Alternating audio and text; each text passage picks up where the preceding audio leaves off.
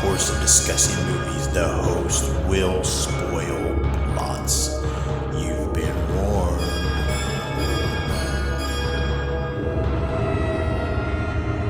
Listen to their screams.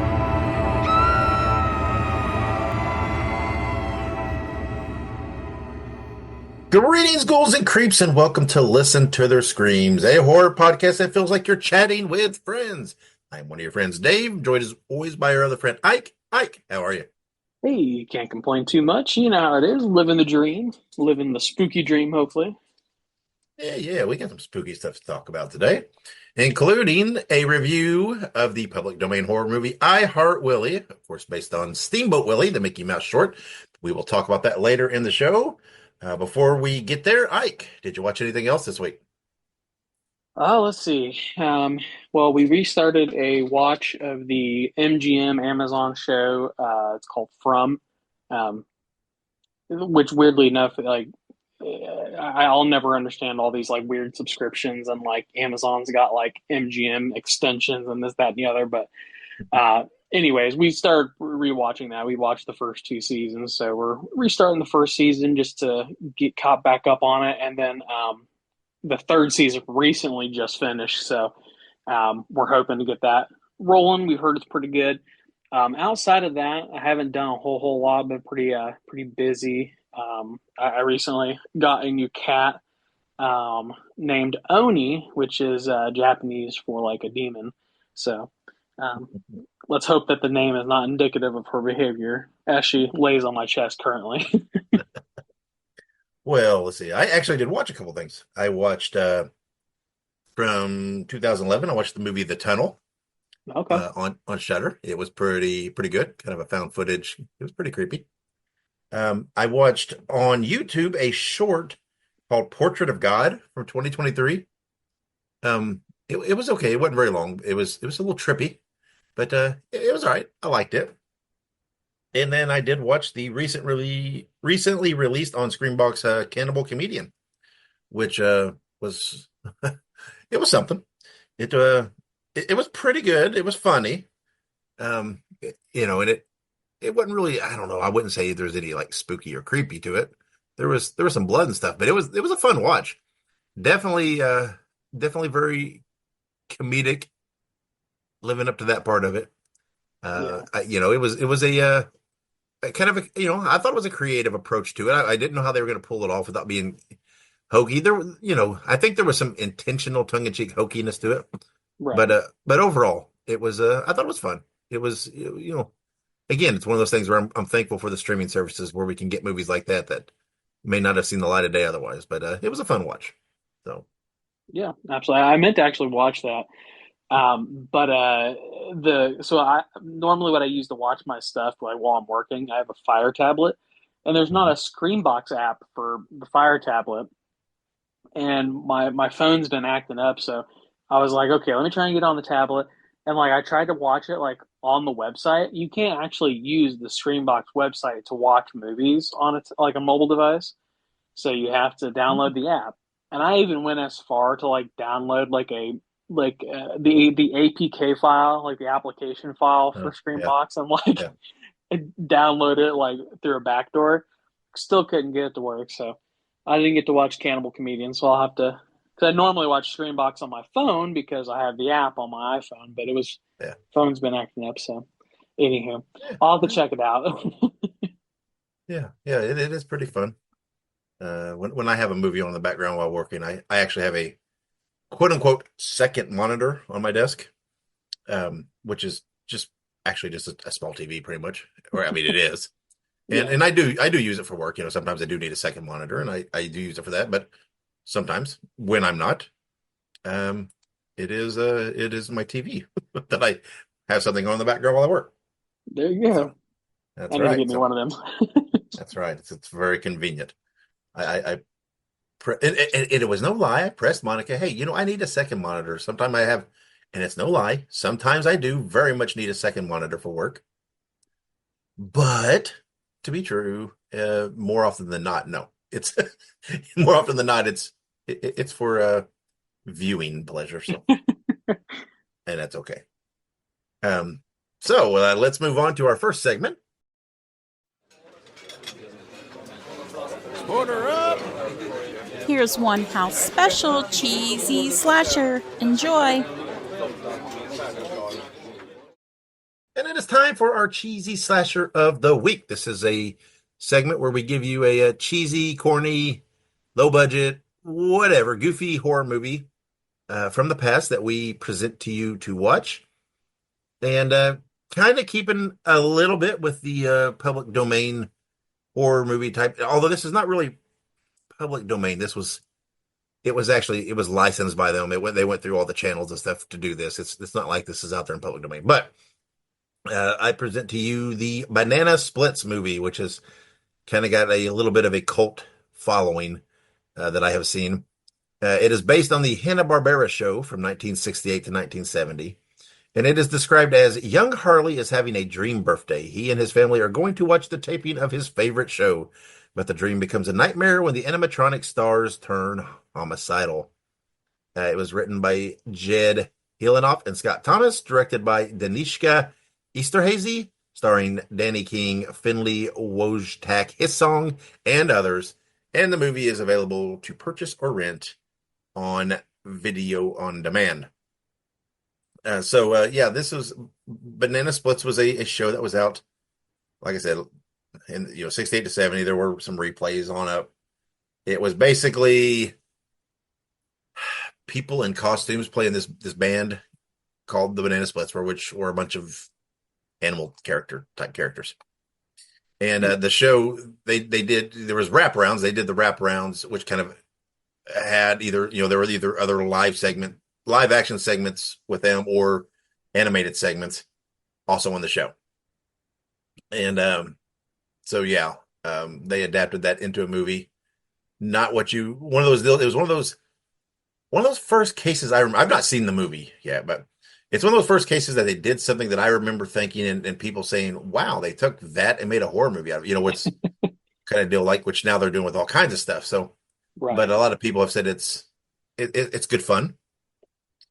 So I will have to. I don't have a lot of nostalgic memories of Banana Splits because it's again primarily was before my time, but I do love Hanna-Barbera stuff, lots of Hanna-Barbera stuff. So I'll have to give it a watch sometime and see what it's like, see if it's any fun. But it kind of fits in just a little bit. One of those first instances that like I said, that I remember them taking a property that is not horror related, doing something horror with it, and people kind of saying, "Huh, okay."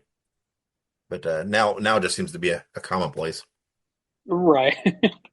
So, all right, let's move on to the next segment. Talk to us, Internet! And it's time for Talk to Us Internet. This is where we either respond to listener feedback or just discuss a topic of some fashion that we have picked up on social media. And this is one that I saw a post about someone saying, ignoring the current copyright status of the property, what character or movie or franchise or whatever would we like to see adapted as a horror movie? So much in this vein of the public domain stuff and the characters getting made into horror movies that one might not suspect. We'll ignore, like I said, any copyright status. We won't worry about if they're public domain or not, or when they'll be public domain, or if they'll be public domain. Just this is purely just fantasy. What character, movie, franchise, or whatever would you like to see adapted as a horror movie? Oh, that's a good question. When you sent me the notes and I saw that, I've been racking my brain about it. And I mean, there's a lot of public domain or non-public domain or just hypothetical like properties that I would like to be seen turned into something like that. Primarily, just off the top of my head, I think like a Batman movie, like taking the Batman character, but specifically making it like a horror movie. I mean, for instance, I was going to say Superman as well, but we kind of got that with Brightburn. But obviously, there was little to no follow up on that because the people who made Brightburn, I think there are some issues and they just stopped making because they were going to make like a whole universe of like evil heroes type things. But I would like to see like a Batman horror movie where like Batman's just like a serial killer who like primarily kills like bad guys, but like maybe if you get in his way, he'll kill you too type thing. Um, or there's a lot of comic books that I would like to see turned into that, but Batman specifically, maybe a Superman variant type thing, kind of like Brightburn was. Um, Other than that, I was thinking like outside of like comic books and horror movies, I'm also a huge fan of anime, and I don't know how like I don't know how like copyright works over in like Japan and a lot of these Asian countries that make the anime and manga. So I can't speak to whether or not that'll ever happen. But like a Dragon Ball Z horror movie would be kind of cool. I mean, it's literally a story about an alien who comes to Earth after the destruction of his planet, all of Superman, and he becomes a benevolent protector because of how he was raised. So could be a little bit of a different story there, but there's plenty I could go on, but those are just a few I thought of. Yeah, when I thought that I gave it some thought, and I have two that I think stand out to me that I would really like to see. I would really think it would be cool, and I think it would be completely feasible and possible to do a horror movie within the Star Wars universe. Oh yeah. Of some capacity, right? It obviously doesn't have to be the primary characters. It can be a side story, but whatever. But with all the creatures, all the characters, you could just take some of the terror and things that are, it's kind of already there and just really, push it through the roof and really go all out with it. I think that would be cool. The only thing probably holding that back is the fact that Star Wars is typically intended to be more all ages. So they would probably be a little hesitant to go that far with it. But I have a very interesting one that I think would absolutely work in the vein of some of these public domain type movies that are made now in that same kind of fashion in a way. And it is based on my favorite video game and video game franchise and just property all around, Pac-Man. Because number one, it's already got ghosts in it. Right. So you could give a little explanation about the ghosts, why they're ghosts. Pac-Man could be some kind of mutated dude. Right. And I mean, in his original in Japan, he was called Puck-Man. And so, they could play on that, whatever. It was just, I think you could be really creative. The power pellets could be something man-made, toxic, that's causing things. I don't know. And I really think that the right creative mind could do something kind of fun there. And I would be intrigued, right? I mean, Pac-Man does all sorts of crap, right? There's been several cartoons. There's been whatever. There's been, appearances in the movie Pixels. There's been everything for Pac-Man. So, hey, why not a horror movie? I think it would work. So I could see it. I could definitely see that. Yeah, it would be fun. It'd be an avenue I don't think they've ever explored, to my knowledge. So, but and hell, it could even turn into a pretty cool ass new take on it for a video game. They could totally go into a completely different realm and type of video game than they've ever done before with something like this. So, all right. You were saying, like, you said video games, and it got me thinking. Make a Qbert horror movie, like the little guy that jumps around on the squares. Oh yeah, Qbert, yeah.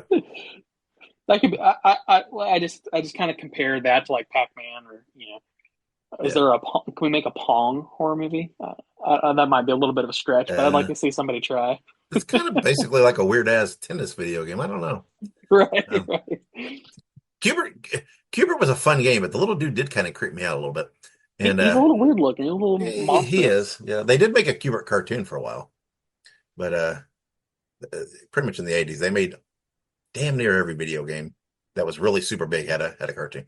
I'm a huge fan of the 80s Pac-Man cartoon. It's great. That is my prototypical. I love that Pac-Man and Miss Pac-Man, which he calls Pepper. Her name's Pepper Pac-Man, I guess. I don't know. And there's a baby Pac-Man, and I just love that cartoon.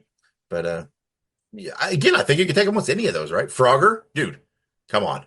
I mean, I'd be the guy rooting for the frogs to get ran over, though. Right, I was gonna say.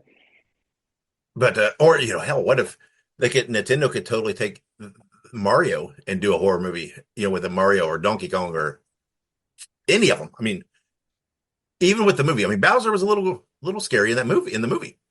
And dude, I mean, Bowser would make a great horror villain if you really just amped him up a little.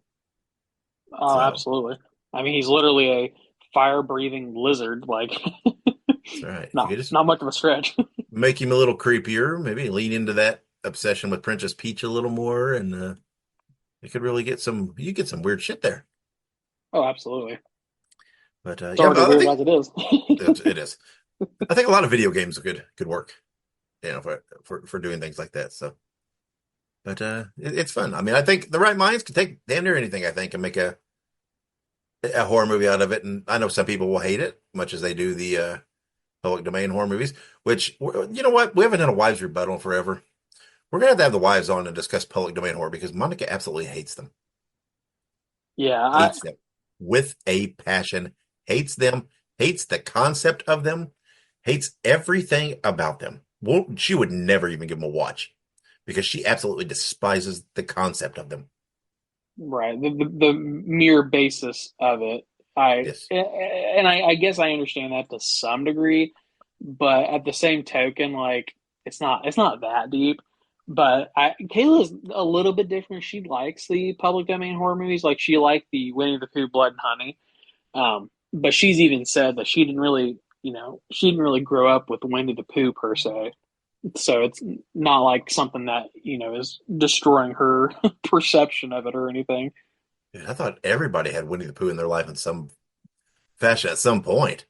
It's been around forever, and how many times has Winnie the Pooh been redone and remade? And see, that's always my thing. Okay, we'll table this for a wise rebuttal discussion because I have opinions on this, right? I mean, everybody knows I love the public domain, but it does not affect or impact my love of the any other aspects of the franchises. Right. I guess I can compartmentalize these different things that they're different. They're different world, different takes, different. I don't know. We'll save that for it because I think that'd be a fun wiser battle. And it's been a long time since we've had one.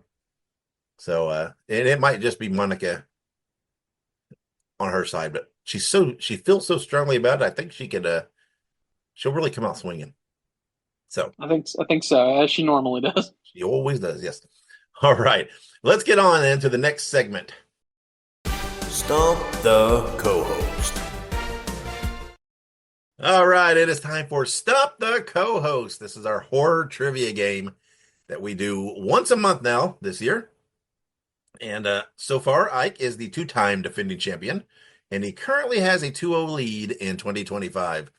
This is where Ike and I have identical horror trivia decks.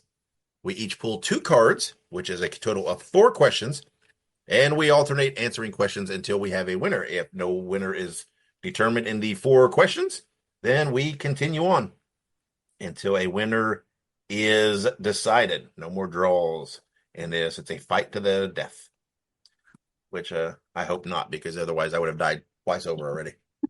So, all right, Ike, are you ready to play Stump the Co-host? I believe so. I will start with you. Here is your first question. What iconic horror movie actor appeared in the opening sequence of the 2006 film Hatchet? Oh, Lord. Excuse me. All right. What horror movie legend in the movie Hatchet? I'm trying to think of who appeared in the beginning, and that was like pretty much it. I think I have a guess. Um, is it Tony Todd? It is not. It is Robert England. Uh, Tony that would Todd's have. Tony Todd's like more through the movies all together. He's not just Okay. he plays Gotcha. a character in it. So, all right. Woohoo, you missed one. Let's see if I can capitalize. All right. What actress played the heroine Helen Lyle in the 1992 film Candyman? Jesus. Um, I, yeesh. I don't know. I don't know why I cannot remember who played. It's been a while since I've seen the original Candyman, and I don't know. I don't remember who played the heroine, the lady. All right. It is Virginia Madsen. Yeah, what? Probably why I didn't remember. I don't. Well, so far I couldn't capitalize. Let's see what happens now. What is the name of the main character in Pitch Black who has surgically modified eyes that allow him to see in the dark? Oh man. Um, so I know it's Vin Diesel. I know that's the guy who plays him. It's the character. Yeah, it's the character. I'm gonna be real with you. I've never seen Pitch Black. Um, but I know that like the later movies, I think the entire series is called like the Chronicles of Riddick. So I'm gonna guess that the guy's name is Riddick. It is Richard B. Riddick. Yes, we'll go ahead and give that to you. Yes, that is his last Okay. name. So, I was gonna say I've never seen Pitch Black or any of the other movies for that matter. So yeah, me neither. I'm not a big Vin Diesel guy. he's He's all one of right. He's a pretty mediocre actor in my and opinion. No offense, but he kind of rubs me the wrong. I don't know. There's something about him. But alas. All right. Bring go bring ahead your and bring on my question second two. question. Yeah. All right. What 1971 film features a group of killer rats that are led by a man seeking revenge on those who have wronged him? Is that Willard? It sure is. It is, in fact, Willard. Hells yeah. Never Which I even think heard of that. they remade later with Crispin. I think Crispin Glover, I think, did it. Huh. They remade it later. So I'll have to check all that out. right. Who hosted the original Twilight Zone TV series? Oh my God. Why can't I get questions like that? Yeah, that was before my time. I've seen the original Twilight Zone, and like I feel like I have a name like on the tip of my tongue. Um, like like G or it's like it's an R name. It's not Robert. Is it Rod? I don't know his last name. I know it's Rod, but I don't know his last name. It is Rod Serling. Serling. I was gonna say Sterling. What's that comedy sketch where the guy keeps getting hit in the head with a ball? Scott Sterling. Have you ever Oh seen yeah, that? yeah. I'm like, what are you talking about? Yeah, I do remember that now. Yeah, but no, All no. Okay, right, I didn't get that one. So you ready I for got a your? shot. You'll You definitely get your do. fourth one. So I gotta at least get one of the two. But if I can get both of them, I could win. So, all right, go ahead. All right. What 2010 psychological horror film contains a son that astral projected into a realm called the Further?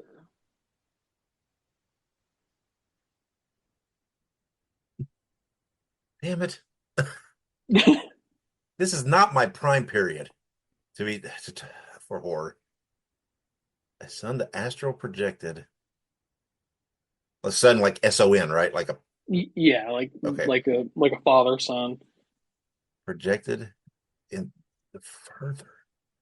God damn it! I know I'm probably gonna know this when You I hear the you name. you absolutely do know this movie. Fudge. You even like these movies. Fudge. Well, how can I not remember them? Projected in 2010. Hmm. Well, um,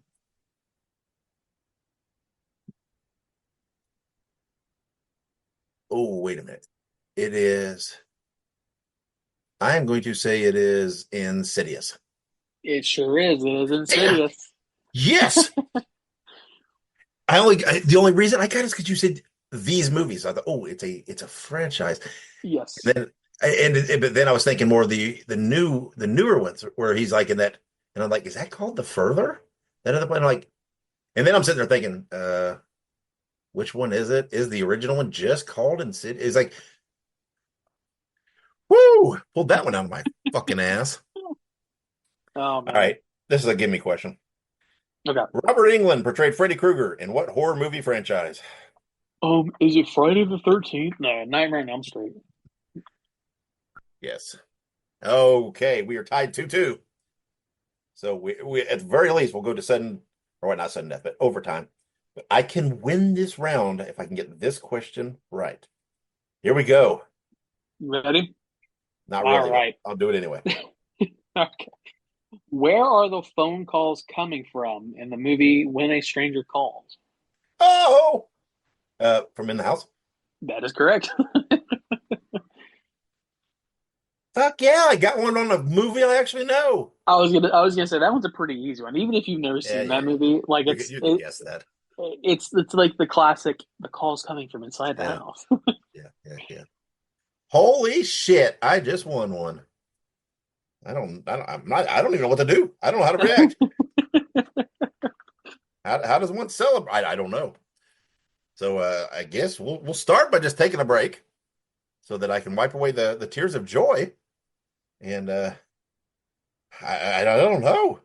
So we'll take a break though, and then when we come back, we'll have news, birthdays, anniversaries, all that stuff. So stick around. Make sure you subscribe to listen to their screams on your favorite podcast platform. Also, make sure you look us up on social media. We're on Facebook, Twitter, Instagram, Letterboxd, TikTok, and Slasher. All you have to do is look up Listen to Screams. That is Listen, the number 2 in Screams, and you can find us there. Also, make sure you go and buy yourself a Listen to Their Screams t-shirt. You can find all of our shirts at tinyurl.com/Screams Shirts.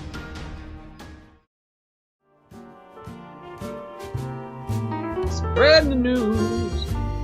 Spread the news. Spread the news. And welcome back to the news. Our first piece of news is that Dave has finally won Stump the Cohost. I'm just kidding.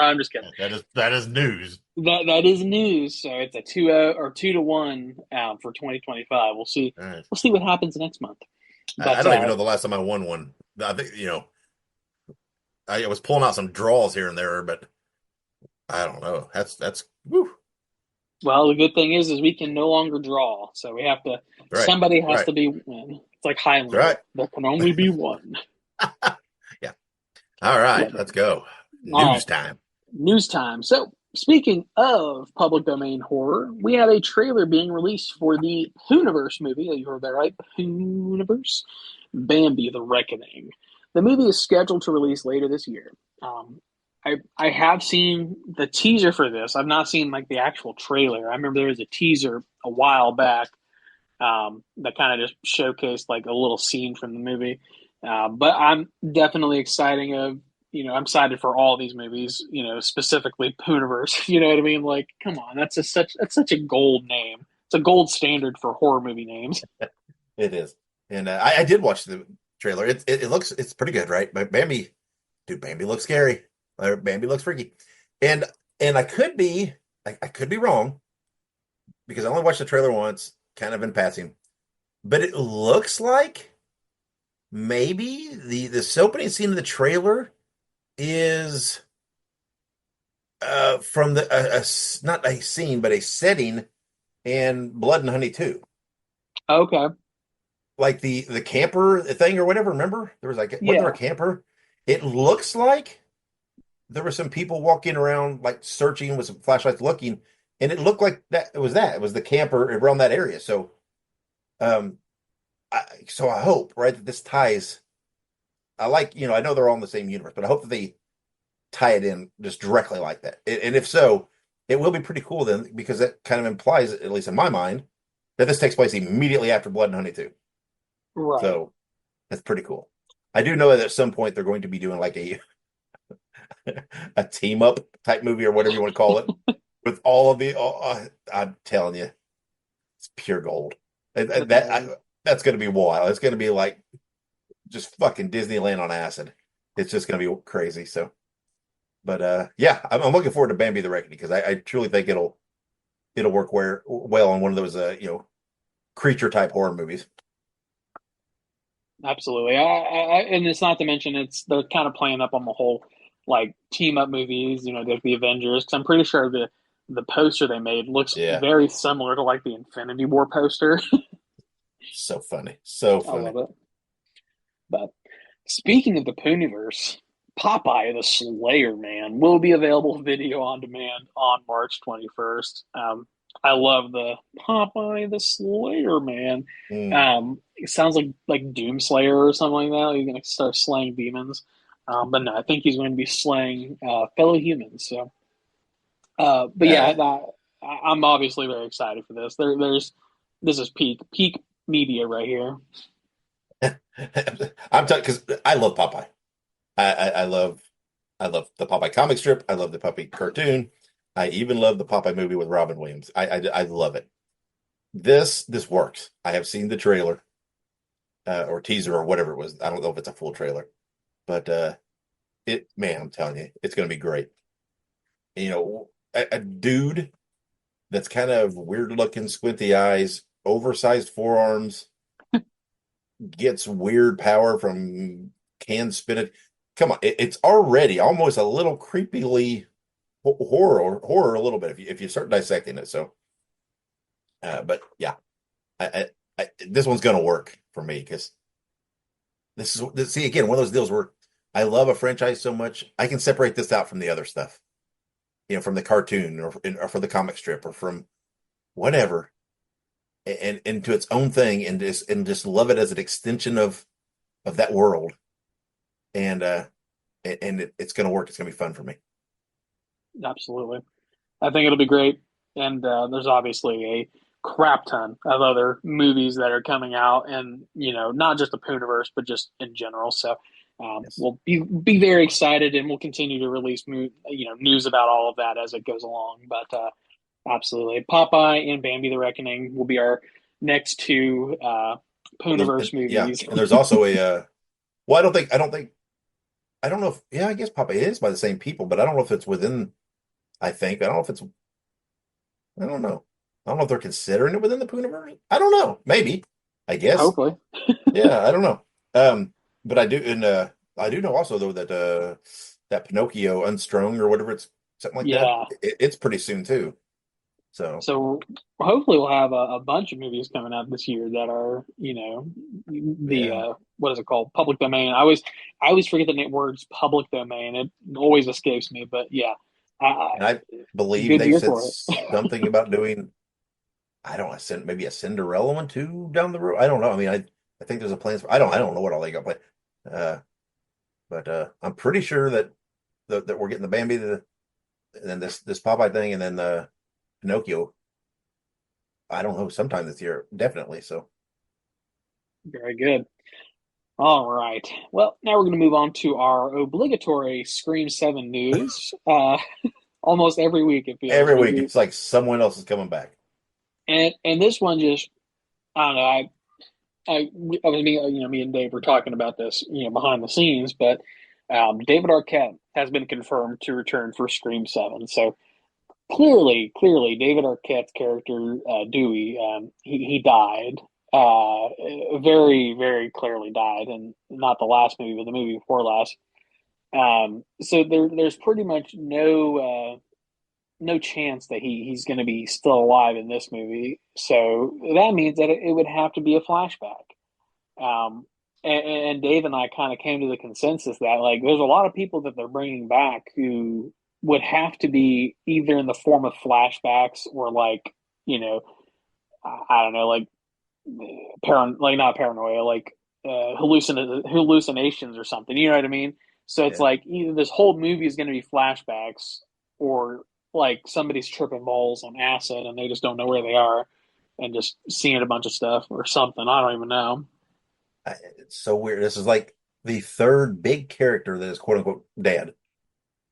That's coming back, and man, I don't know. I don't know what they're doing. They must have some big idea to bring back to implement like retro something into the past, right? Other yeah, somehow. I don't know. I don't know how they're doing it. And but it's weird though because how these guys don't look like they did when they were in the movie, though they're older. So it's like Right. how they I don't know. I just don't I guess I Well, just don't know. I mean, I I know guess it's they can always somehow in cinema make, you can always say, oh, they're not dead. We just faked you out to try to protect them. But for three people, I mean, it's like Right. I mean, and one of them is the guy who got shot in the head in the Scream 3. Like, Yeah, Scott Foley. like, That yeah. But I mean, you could argue, yeah, okay. I mean, yeah, no, I mean, there's no way Dewey's alive. I mean, you can't I fake wouldn't that think. out. I mean, Yeah.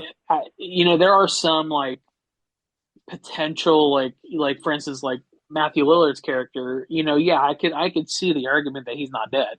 You know what I mean? We didn't see him explicitly die like we do with like Billy Loomis's character who got again shot in the head, or like you said, this Scott Foley's character who got shot in the head, or um, yeah, I mean, there's plenty of people who we saw very clearly die, and like Dewey's one of them. So I don't know. It has to be a flashback, or like you said, they're gonna have Yeah. to like do some like digital de aging so that way these people don't look like they're in their 60s. Well, I mean, my initial thought was always before the David Arquette thing was always that my gut always said that either Stu, Matthew Lillard would be revealed.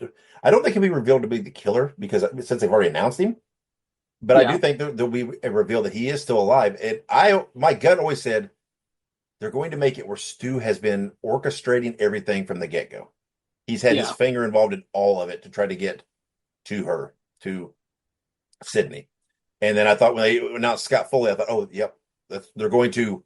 There's going to be a scene that's going to be set around that time period where it shows Stu and Scott, whatever his name was, the character's name, um, kind of working together, or Stu, whatever, Stu helping plan it or whatever, showing that he was involved in that.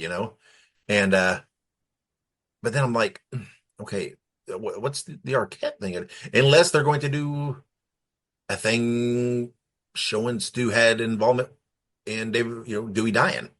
That yeah, scene somehow, maybe that's the point. Um, that he'll be involved. It's just the thing where they're going to show something about Dewey dying. I don't know. I still feel like Stu's going to be the puppet master. They're going to tie him into that, work him in and reveal that he has somehow behind the scenes been involved in pretty much all of it from the first one. That he didn't really die, and that he has been orchestrating a lot of this, and now he's going to finally come out that he's still alive, and that I don't whatever, I don't know who the ghost face. There might be multiple. They have announced the twins coming back. Maybe they're going to be ghost faces. Maybe they'll be two of the killer. It's weird, but it's the David Arquette thing. Everybody's carrying on. I don't think this is going to be a major role. I just think it's going to be for a scene or two. yeah. No, there's no way that he has a significant role in the movie, just because of the fact that again his character is clearly dead. So I And it think wouldn't make sense. It would no. be, so I think my gut says it's going to be something around his death and just revealing that Stu had a hand in that, or Stu was hidden away there, in that hospital or wherever it was, or something. Um, I don't know. That's just my gut. That Yeah, that's how they're tying all this in. Um, but who knows? I mean, they've got everybody on board, so whatever they've come up with must be creative and enough that they're all agreeing to do it. Um, most of these people, it's not necessarily they're in a money thing anymore. It's so if they don't like the project, I wouldn't think they'd all be coming on. I don't know. So, but I can't wait to see. I'm excited. yep, me too. But all right. There we go. That is our again obligatory So, Scream Scream 7 news talk. and our little jaunt into that. So we're going to move on to Heart Eyes is now available to rent or purchase video on demand. It will be released on physical media April the 15th. Heart Eyes definitely is a unique film where Dave and I did not 100% see it the same, but we generally enjoyed it. Minor some flaws and whatnot. So, but yeah, it was a decent little flick, and it's worth a watch if you can catch it on streaming. Yeah, you should definitely watch it. And then once you watch it, yeah, our reviews in the archive. Give it a listen. There you go. And Oh, we're going to move on. this might be the most exciting of news for me. Yes. I saw this the other day, and I was reading the comments, which I'll talk about the comments in a second. But a teaser was released for friend of the show's Anthony Cousins' upcoming sequel, Frogman Returns. Um, man, Dave and I loved the first Frogman movie. We got to talk to Anthony, and it was just a fantastic, fantastic process to hear about and to learn about. And we both love this movie so much. But Dave, I'm not sure if you looked at the comments on like the Facebook post about this. People were I did. dissing Frogman. They were saying that the first Frogman movie was mediocre, and I'm like, did we watch the same movie? Yeah, just asshole trolls. They don't know any better. But Come on. We talked about it. It got to number one on Screenbox or whatever and was there for a while. And yep, people were watching it. They were selling merch and everything. Come on. People love this movie. Yeah, you know what? People are going to love and hate everything. I don't care. This movie was fun. It was great. I cannot wait for the sequel. Um, and on top of this, I did reach out to Anthony and I asked him, dude, we saw it. Cool. Congratulations. Can you give us anything? Any details? Any blurbs? Expected release date next October, or is it too early? And he came back with, this is from him. He did not say I could not say this, that they're hoping the movie will be out sometime in 2026, but they're hoping to have it done in time to have it at festivals this fall. So, wow, so there you have it. That is straight from creator director Anthony Cousins himself. It is expected for public consumption in 2026. However, it might do some screenings, possibly at film festivals in fall 2025. So keep your eyes peeled and get to one of those. If I'm telling you, if they screen it anywhere near where I am in the fall, and I could get there, I will go just to watch this movie. oh, absolutely, I would too. Honestly, I would love to go to a horror film festival. I feel like Me that's too. just Me too. something that I've never been able to do, and I feel like that'd be a lot of fun. Yes, sir. But All right. wow, well, hopefully we'll get to hear some more news about that in the near future. Maybe a preemptive release date at some point. But Did you very see the? cool. Did you watch the teaser though? I I didn't watch a assume. treat trailer. I saw the like the poster thing that they had for it. Oh, yeah. You got to see the teaser. It's pretty. It's pretty fun. I don't want to say funny, but it's neat. Right. We'll have to check it out. Honestly, I need to get Kayla to watch Frogman. I feel like she would. I feel like she'd like it. I feel like it's unique enough that I feel like she would be cool with it. Mhm. But anywho, we're going to move on now to some upcoming birthdays. We have March 9th, 1986, Brittany Snow, known for her roles in X, Prom Night, as well as some other non-horror movies such as Pitch Perfect. Um, she was really good in X. I feel like, she played a very, obviously interesting role. But she did good. I think it was unique, and part of what made that movie so good was that they had a lot of really quality actors in that movie to really push along this very, again, unique and interesting story. So happy birthday to Brittany. Yeah, yeah. I mean, she didn't have a lot of horror credits to her name, but X was I mean, that was a big one, and yeah, she was really really good in it.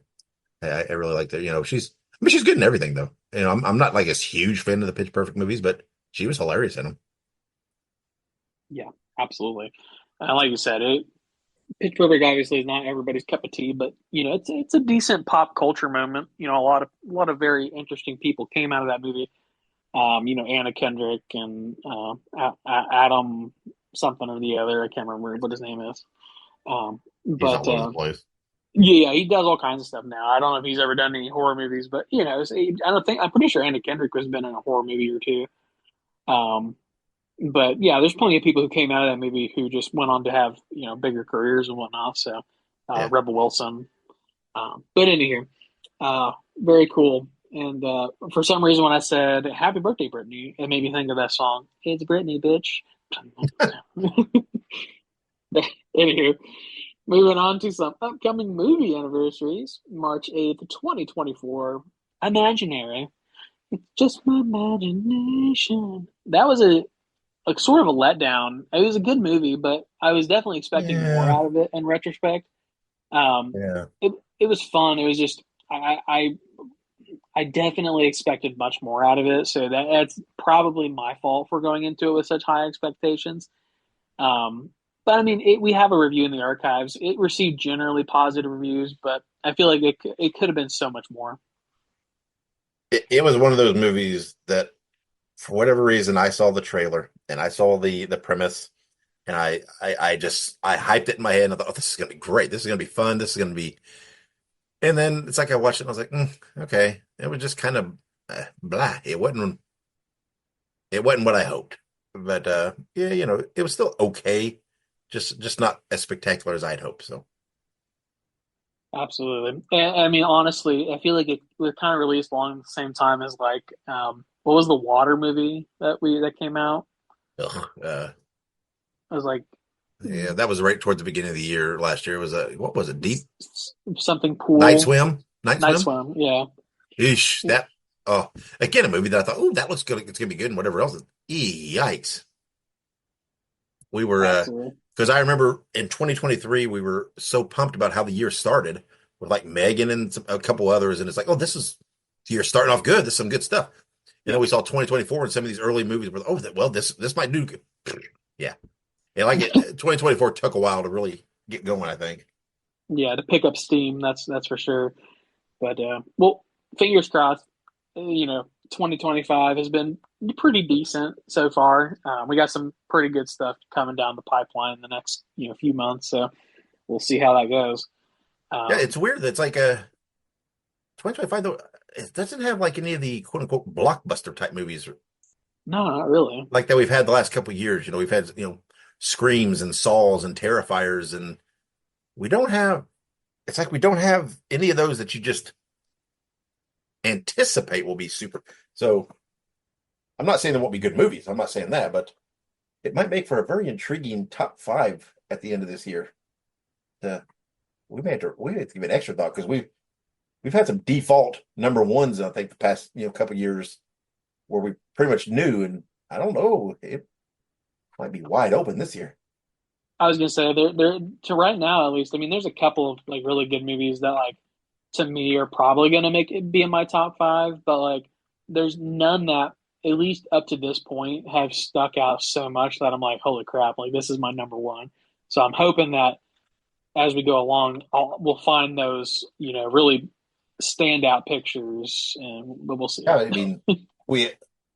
I don't know. I mean, I don't know if there's any play. I mean, is there no big franchise type movies are there that I can think of? Or I mean, there might be. I think Five Nights at Freddy's has a movie coming out in October. Yeah, but I'm at Like yeah, but longer existing franchises, yeah, yeah. longer franchises. We've gotten some a Saw movie, a Scream movie, a Terrifier movie in the past. Franchises that have a few movies in, and I don't know. I mean, there could be. I could be completely forgetting something, but a little more Yeah, wide open for some sleeper hits. that's what I'm hoping. The 2025 is the year of sleeper hits, but we'll see. But moving on to March 9th, 1984, Children of the Corn, of course, a Stephen King classic that generated a billion sequels. Children of the Corn is a fantastic movie, and like we said, it's a classic. It's one of those. To me, that's one of those movies that should be like mandatory viewing. Once you've seen a few movies, then you go, okay, now it's time to step up and start watching these movies. Yeah, I love Children of the Corn. Again, not a huge fan proponent of any of the sequels really. I'm just not. I don't know. None of them really. Whatever. The first one though is a great fucking creepy ass movie. It really is. Need to go back and watch that. I remember I watched it way back when that other Children of the Corn movie came out. That was just absolute dog shit. Um, so Yeah, I was it a Bloodlines or something? it might have I don't been. remember because remember like there was like two or three movies at the same time that had same rough time that had like Bloodlines. There was like Pet Cemetery Bloodline or something, and then I don't maybe not, but I Would don't not know. surprise me. I just looked it Whatever up. the case may be, it was horrible. It was. It was. It was not a very good movie. No. Um, it It very much, I think, if I remember correctly, it was very obvious that it was like filmed during like the lockdowns. And like, because like there's a lot of movies that got really creative around that time and really tried to make like a decent movie, but it just felt like they just were like, yeah, well.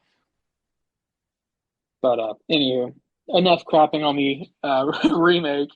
March 9th, 2018, The Strangers, Pray at Night. Um, I think we're supposed to get a sequel to the Strangers movie that came out last year, this Oh, year. that's right. Actually, I think we're supposed to get two sequels, I think. We're supposed to get two of them. I So, think chapter 2 and chapter 3. So, yeah, there is that, I guess. that's somewhat of a release that we might get this year. We'll see how it goes. But Pray at Night was a decent little flick. Definitely a little bit of a departure from like the original Strangers. The original Strangers sort of pulls on the hopelessness of the situation because there's no real escape for them. Um, I have a theory that these are all like all the killers from the Strangers movies are in the same universe, um, and that they're just different. They're just different killers. I think that's my my theory currently, which would also make sense as to why some of them make it out and some of them don't. You know, some killers are more proficient than others. That's right. I mean, look So at some of them have a lot of sequels, some of them don't have a lot. So, exactly, that's right. But yeah, we'll see. We'll see if that comes to fruition. Probably not. So hopefully we get those two movies. But Pray at Night, decent little movie. yeah. But anyway, moving on. We have one last little tidbit here for us. Speaking of Scream, Scream 6 was released March 10th, 2023. Review in the archives, but Dave and I generally liked Scream 6. I think we both agree that that was a pretty decent sequel considering some of the other films. Yeah. And, like we said, it was kind of a shame that they didn't get to kind of complete the trilogy of those, with Jenna Ortega and them. But, you know, we're getting Scream 7, which is looks more exciting. No offense to them, because I love them, but this one just is so much more exciting. And again, so weird because it's like after Scream 6, you just everything there not long after just felt like everything fell apart. Yeah, And people were leaving, and we thought, well, hell, we may not even get a new Scream movie for a while now because what are they going to do? And it's like, nope, they just totally just pivoted and said, take this and signed up like everybody that's ever been in one of the movies. And it's weird. But I tell you, ever since because I believe, did Scream 5 or whatever, I know it didn't have a 5. yeah. Did we review that or was that right prior to us review? I can't remember now. But Scream. Yeah, I thought we did. I thought I we think did. so too. But I feel like ever since we have started this podcast, Scream has again just been this unending thread of a saga through our news and everything else because we've gotten two movies, a roller coaster of emotions and firings and hirings and leavings and whatnot. Now getting ready to have another movie. It's just I feel like Scream is just overall has been the most talked about franchise for us. Um, in the most I don't know prevalent in the news, and which is okay because I love the Scream franchise. But No, it's just yeah, wild. It just feels like every time, like we said it earlier, every time we turn around, there's more news. yeah. Honestly, Scream has been one of those sort of like hit or miss too, because it's like sometimes they have good news, sometimes there's cool stuff happening, and then sometimes they're like dropping bombs on us, like oh, the movie's not getting made, you know, Yeah, because there was that little period of time where we basically we were under the impression we were not getting another Scream movie for a while. yeah. I just didn't know Um, how they would do anything. It just well, and it didn't help that they were also struggling with like they were losing cast members left and right. They lost Jen Ortega, Melissa Barrera. I mean, they were losing cast members because of some internal politics. Um, and yeah, I won't get too much into that, but they were losing cast members, so they definitely left the concept of like, well, what's going to happen next? You know what I mean? Like there was yeah. really no, in my opinion, there was no path forward based on like Mhm. where everyone was sitting at that time. But So remember, a lot of that started with with Scream 6 and not having Nev Campbell. Yeah, I mean, absolutely. there was even all that drama then. It's a, I don't know, it's just a wild franchise that, and it's just funny to me how long this franchise is, because this franchise has been consistent. There hasn't been, I mean, huge gaps where Scream's not been there, right? Even, I mean, even when there was a little bit of a gap in movies, they had that short-lived TV show. And Yeah, I mean, it seems like Scream is just always out there, kind of like what we've talked about with Child's Play, right? They stay prevalent in the public eye, and some other franchises need to get their shit together and settle their damn disputes and shit, and because you have mega franchises that are just sitting there, yeah. not doing anything, and I want to see it for the content. But they're fucking just leaving money on the table. I mean, these are. I don't give a shit what you do. You do something with Nightmare on Elm Street or Friday the 13th, it's gonna make money. Oh, absolutely. I I mean, was gonna say that was specifically directed at the people that are taking care of Friday the 13th right now, since for some reason they're like having a fit about all this. I mean, like yeah. you I said, mean, they can't it's sell their shit to do a new movie. exactly. But, thankfully we're still getting, we're planning to get Crystal Lake, that'll help. And but again, and it's what we've said, right? You know what? Some of these franchises that have already done whatever 10 movies or so or close to it, maybe it is time for they haven't done anything in a while. They do need maybe take a breath, refresh, settle their shit, and that we have said, hey, a series is a good way to bring it back, something different. I mean, something fresh. I mean, Child's Play has proven it'll work if you do it the right way. Yeah, And so I very much like the concept on Friday the 13th, doing this. I hope they do it well. I hope it works, but I think you could do the same with Nightmare on Elm Street. I think you could do the same with the Halloween franchise as a kind of a reboot. I think you could do series, just short series. And I mean, it's working for, I mean, it worked for Creep. I mean, yep. it was just, if you do it right and creative, people like the short series. And my God, every platform out there is just dying for content. So I was gonna say we literally have two specifically horror platforms in the form of Shudder and Screambox, who are essentially an open book to all of these independent creators and everything else. Not to mention movies like Friday the 13th, Nightmare on Elm Street, and everything else. I mean, they don't have to go to Screambox and Shudder.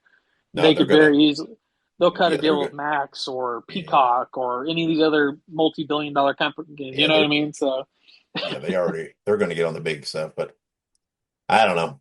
I don't even know how we got off the screen, but okay, let's bring it back around. let's bring it back. Let's put the horse back in the carriage here. Uh-huh. All right. Upcoming releases. So we got some cool stuff here. The Fetus, starring Lauren Rivera and Bill Moseley, is getting a limited theatrical release on March the 7th. So the day after you guys listen to this, it's starting its limited release. The movie is described as a couple struggle to learn the truth about the origins of their unborn child, a demonic entity that emerges from the body. Um, Obviously, it's got Lauren Rivera in it, and it's called The Fetus. I'm going to watch it. For better or for worse, that just sounds like a money movie right there. Um, love Lauren Rivera, and I remember that there was a little teaser of this that came out a Mhm. while ago, and I remember I really enjoyed that. So I was like, yeah, we'll definitely have to check that out. Yeah, I mean, yeah, it looks good. I gut says I won't probably be able to see it in a theater with a limited theatrical release, but typically there's a quick turnaround on these type movies with a limited release to get to video on demand. So yeah, look forward to that. And I venture to guess that depending on the timing when it hits video on demand, there'll probably be a good chance we'll review it. Yeah, absolutely. As soon as I can watch it, as soon as you can watch it, we'll definitely it'll be watched. Well, let's just say that Mhm. we'll make sure to watch it. This is right up our alley, and we'll always be a supporter of our Scream or not Scream, our Terrifier family. So and anything they do. Which, speaking of, small side note, did you know that Elliot Fulham, the guy who who he plays, he The does musician. music? Yeah, Yeah, I he's didn't know pretty that. he's pretty good. Yeah, he's pretty good. He makes some very interesting, like more like I don't know, more softer alternative type music. So Mhm. I'll have to check it. If you haven't checked it out, people should check it out. I have checked it out recently. Yeah. Anywho, moving on. Uncontained, love that, comes to Screenbox on March 11th. The film is described as a mysterious drifter struggles to protect abandoned children from an infection that turns people into feral-like states. Um, Sounds like a zombie-esque movie, so I will 100% watch that. I have a very deep love for zombie and zombie content, so anything even remotely in the same breath of being zombie is going to be up my alley for sure. Yeah, I mean, sounds like another fun movie for Screenbox, and yeah, I'm looking forward to seeing it. Screenbox just keeps winning like Charlie Sheen. That's a 2000s meme. Hopefully winning differently than Charlie Sheen, but that's I'd hope so. A little less cocaine and Tiger stuff Blood. like that. You're right, Tiger Blood.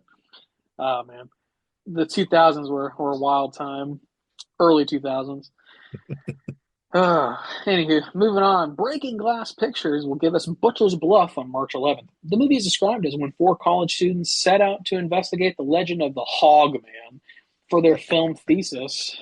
They expect to uncover little more than small town folklore, but as they dig deeper, they realize the brutal killer may be more than just a myth. We will be reviewing this on our next episode. I'm in. Hogman. Give it to me. Yeah, this is apparently kind of an homage or a throwback to like 80s slashers, so I'm all about it. That is a great name, Hogman. I love it. And yeah, and I did reach out to Breaking Glass Pictures, and hey, because in their original release it talked about it coming out, but didn't say exactly how. And they said on streaming on multiple platforms, so I'm assuming it's a video on demand rent or buy thing on some of those choices is how it'll be out.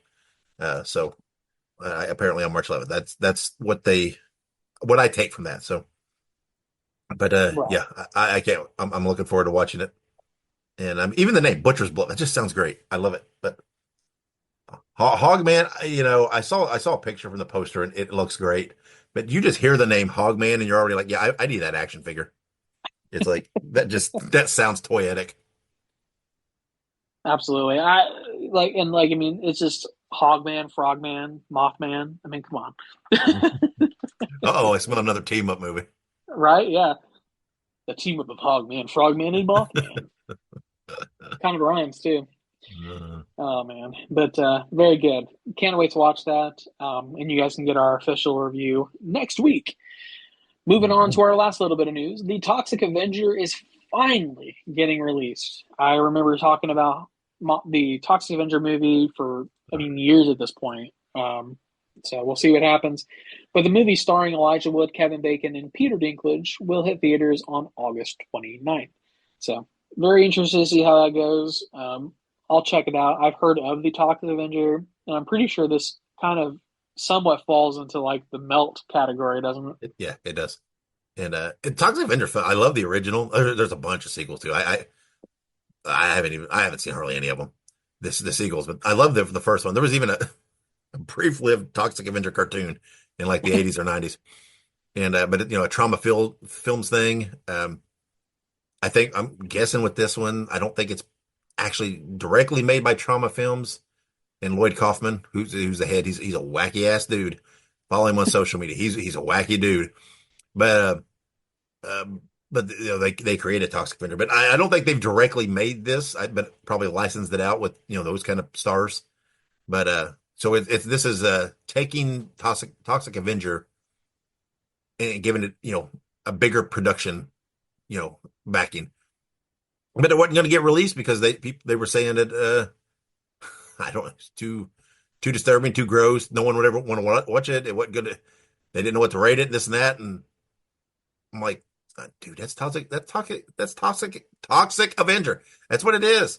It's melt horror. It's supposed to be gross. It's supposed to be. I mean, come on. And but somehow I don't know. Somehow it's coming out, and I'm looking forward to it. I can't wait. It'll be fun. Yeah, absolutely. We'll have to definitely check that out in August. So we'll get our melt on in August. So All right, that pretty much does it for our news, birthdays, upcoming anniversaries, and releases. What you're going to do now is you're going to go online, follow us on social media. As always, make sure you keep up to date with us. We like to talk about this stuff and put stuff out when things actually happen. So when we get news, we give it to you right away versus waiting until Thursdays for our podcast. So I hope that you're not relying on us exclusively for your horror news, but we're a good source typically. But yeah, so when we come back, we will go ahead and give you our official review of I Heart Willie. Stick around. Hey, Bruiser buddies, I want you to listen to Wrestling Nostalgia with Dave Dynasty. Every week, he has the roughest and toughest interviews in the podcast world today, with the best guests you could ask for. There's no bums on this show. Let Dave Dynasty be your podcasting tag team partner and listen to Wrestling Nostalgia while drinking beer, smoking cigars, and busting heads. Just look it up on your favorite podcast platform and subscribe today, because the Bruiser said so.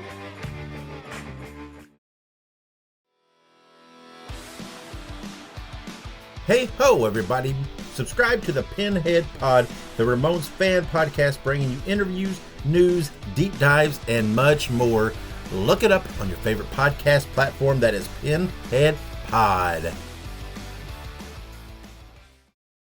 All right, and we're back here and listen to their screams. It is review time. It is time to review some more public domain horror. And yes, it is another take on Steamboat Willie. It is I Heart Willie. I need that shirt. Based on the public domain Disney short, Steamboat Willie, of course. First appearance of Mickey Mouse and Minnie Mouse. Written by David Vaughn, directed by Alejandro Allegra, starring Maya Luna, Sergio Regalto, Daniela Porras, David Vaughn, and more. David Vaughn, he wrote the movie, and he played Willie as well. So the movie was released only for one night in limited theaters on February 26th. So that's already come and gone. Sorry about your luck. And but I do venture to guess it will probably be popping up somewhere digitally soon. And we had this talk briefly, I think, in the last episode about trying to figure out how many of these we've watched, right? We know we've watched, now this makes at least 2, maybe 3. I can't remember now where we landed. We do know there's a new one coming out, Screamboat, with David Howard Thornton, which I'm looking forward to. I don't know whether there's others planned. I don't know whether there will be others or not. I don't know. But I'm pretty sure that counting the one coming up, I would think there's at least 4 takes on this Steamboat Willie. 3 to 4. I think there's 4, but I could be wrong. I know for a fact we watched Mousetrap and reviewed it. You can see that here. Listen to that review in the archives. We weren't huge fans of Mousetrap. It was kind of blah, if I'm remembering right. Yeah. And I will say though, I much enjoyed this one, much more than the Mousetrap. This one, we talked about this when we first heard of it. It's kind of a little bit of a different take. That instead of there is either a killer modeling themselves after Steamboat Willie, or whether they're true, Steamboat Willie is a true thing, whatever it might be. This one went more the route of there was something that was real that inspired Steamboat Willie, and everything else. But this one to me, I liked it because this one was not as hokey feeling as the others. Yeah. Because you're not, we didn't have a mouse man, although they called him Mouse Boy and it's this and that. That was a nickname that people, but basically it was a disfigured guy, right? Or a guy with some issues, disfigured. Then he had, there was a fire that caused anyway, I'm not going to give away spoilers, but he was disfigured and he made a mask that was a very creepy looking Mickey Mouse mask to kind of hide his face. And maybe it was inspired by Mickey Mouse because something maybe from a better time in his life, right? That was important to him. But then that's he did make some some Mickey Mouse noises every now and then. Kind of in a creepy way, not too over the top. I think there was only a couple instances of it, but anyway. But that's kind of where the derivative stops, right? Because there's not much else to it that's directly pulling from Disney or Steamboat Willie, right? They implied that this kid was first, and that's where Disney got the inspiration for Mickey Mouse and anamorphic or whatever they call it, mouse man, mouse boy character.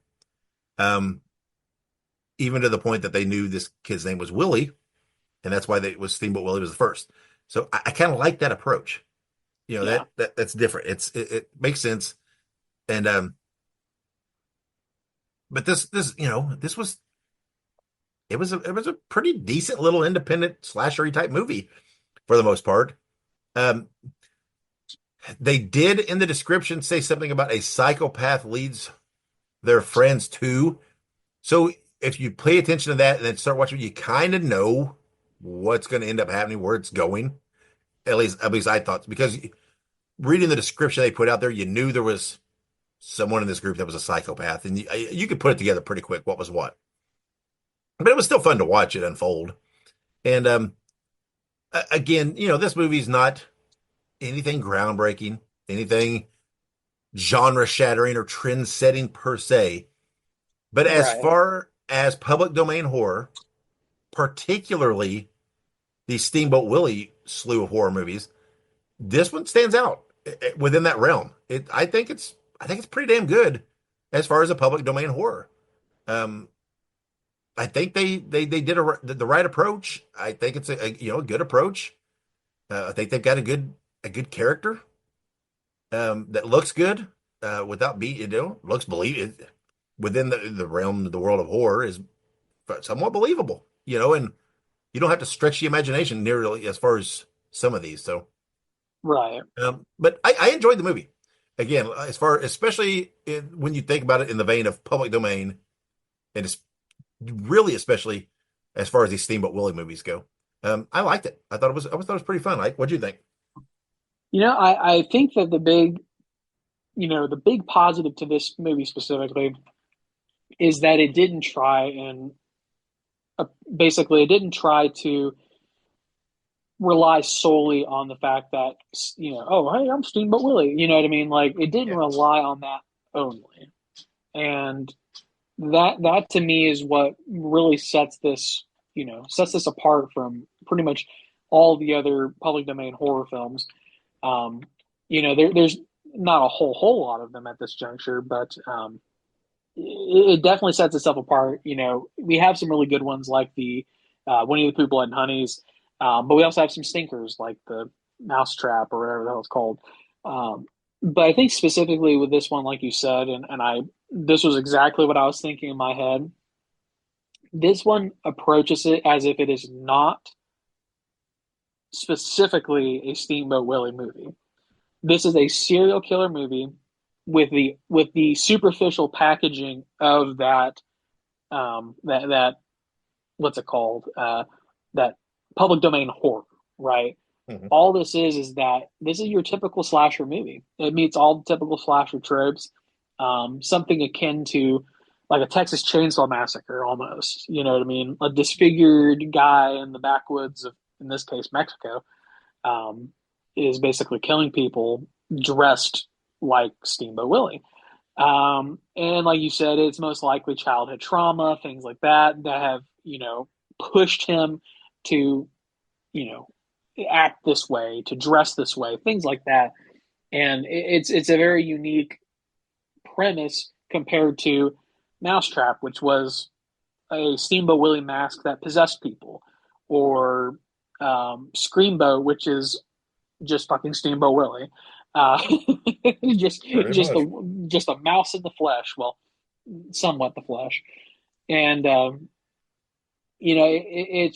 it's unique because we haven't really gotten anything like that until now, and I'm really appreciative of the creativity with this because even if you didn't like this movie, you can at least say without a shadow of a doubt that they tried to make something unique. even if it didn't succeed for some reason, they made the attempt and they made something unique. So that's what I give them the most credit for, because this is by and large the most unique take on a public domain horror, maybe barring Winnie the Pooh, Blood and Honey too. So, and obviously we haven't seen Bambi the Reckoning or Popeye the Slayer Man or Pinocchio Unstrung or any of these other crazy movies that are coming out. But so far, I think I would put this probably in, my top three of the, um, the public domain horror films, just because it wasn't, they were not trying too hard, but they gave enough effort to make it creative. Even beyond that, the cinematography was actually pretty decent in this. Yeah. The setting was pretty stereotypical for a film like this, but the cinematography is pretty good actually, and the acting wasn't terrible. There were a few parts where it got a little hokey with some of the acting, but and I'm not going to ruin the big twist, kind of like you mentioned. But towards the end, there's one of the characters that looks really creepy. Her acting was super good. It's the scene with the cop. I don't know if you know what I'm talking about. Yeah. She just looks demented. But good news for you guys is that you won't know who I'm talking about unless you watch the movie.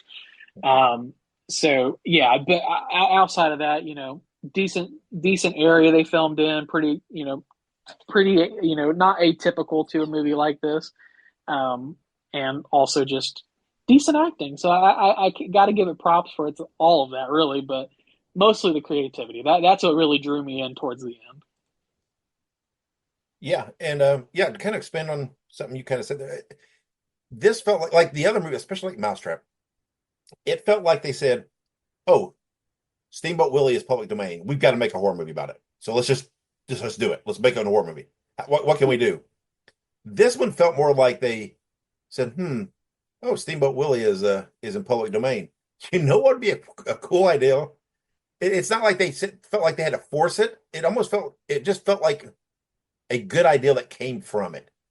That they, you know what I mean? Not that they felt they had to do a Steamboat Willie movie, but more of a, oh, that's a possibility. Yeah, I got a pretty good idea for that.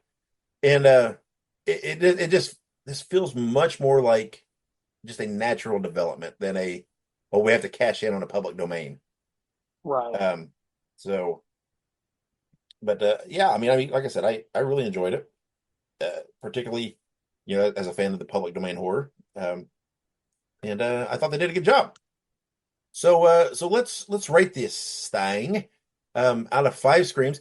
Again, nothing super groundbreaking, but just a solid, fun movie. We know that a fun movie for us is middle of the ground 3, but I think this one was fun enough that I'm going to go just a tick above, and I think I'm going to give this one a 3.5 out of 5, because I think this was, to me, just a little bit better than just the middle of the ground fun movie. I thought it had a little more to it with the creative idea and everything. So I'm giving it a 3.5 out of 5. Ike, what are you giving it?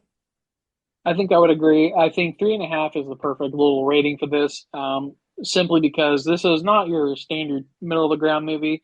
To me, this really went above and beyond a little bit, and I think that this deserves a little bit more of that rating. I don't think it's quite of a 4, because 4 is like one of those, like, oh wow, they really went gangbusters, and like this is just a completely revolutionary thing, and we're bordering on that. But this one to me is just a perfect 3.5 out of 5. And I will definitely rewatch it. Me too. All right. So a consensus 3.5 out of 5 for I Heart Willie. Like we mentioned earlier, next episode we're going to talk about Hogman and review the movie Butcher's Bluff. So I'm kind of looking forward to it. This sounds fun. We'll see what happens with it. Tune in for that next episode. We'd like to say thank you to our wives and all the listeners and followers for all of your support and interactions. Like Ike said earlier, be sure to subscribe to us on social media. We're on pretty much any platform. Just search for Listen to Their Screams or Listen to Screams. That is the number 2 in the middle there. So before we close and get out of here, we kind of rambled along on this one, Ike. I think because we got off on the Scream tangent, and that seems like it's always the one. But before we close, anything else you want to add? Honestly, the only thing else that I would want to add is just, we talked a lot about it and everything else, but there's going to be a lot of good horror this year, I think. And I think this is a perfect year for us to get those sleeper hits. We don't have a whole lot of box office. I can't speak. Box office hits, Big movies. big movies, big movie. Um, so we don't have any of those really big, budget movies that are going to really just push everything to the wayside. So I think we're going to actually really see some creativity and some original ideas. And I mean, we've had a few pretty decent movies so far this year. So hopefully we'll continue to see those roll through. And by the end of the year, we'll have a very interesting and diverse top five, I think. Yeah, I think so too. And we always preach it. We always say it. And this is one of the best times, like you said, to really drive home. Don't be afraid. Go out there and dig deeper for your horror, right? Don't just go with what's in the theaters. Don't just go with what the big platforms are releasing and pushing. Go out there, get Screambox, get Shudder, go dig through Tubi and all these others. Search online because you can find independent releases that are just put up for free on YouTube sometimes, and just to really get out there and dig, and don't be afraid to take a chance and give these things a watch, and you'll be surprised and open up a whole new realm. Just remember, all the big franchises, everything else started with a movie that was put out there. And there was a whole world of people that were saying, yeah, right. What the hell's that? That's going to be a stupid idea. A guy that fucking haunts your dreams, right? I mean, come on. It all starts somewhere. And there's all the naysayers and stuff. And then you watch it and you're like, well, that worked. You can find that out there all the time in current movies on smaller scale. So don't be afraid to dig deeper below the surface and find some good stuff. We like I said, we like to plug and share the ones that we see, but there's a lot more. I mean, there's a lot more out there that we watch that we don't talk about, that we don't even get to watch. We just don't have enough time. There's a lot out there. So I've got a couple movies that are out there that people have contacted us about watching, wanting feedback from us, and hell, we haven't even gotten to think about watching them just on the side. It's just not been time, but. Not that I've forgotten them, not that I won't watch them at some point. Right. But, so go dig, find some good stuff. And if you find one of those movies that you don't think the people know enough about, that's really good or whatever else, that's a good time to hit us up on social media and let us know, because we like to take a look at it and know too, and get the suggestions. So, all right then. Well, we're going to get out of here on this episode. And next week it'll be Ike, and Hogman. Just three jovial chaps just hanging out and doing our thing, whatever. But the promotional graphics are just they produce themselves at this point. Man, I already got the ideas of flowing for what we're gonna do with that. But that should be fun. So that's right. Next episode, Butcher's Bluff. So before let's get out of here, and wherever you go, whatever you do, be good, be safe, and have many pleasant nightmares.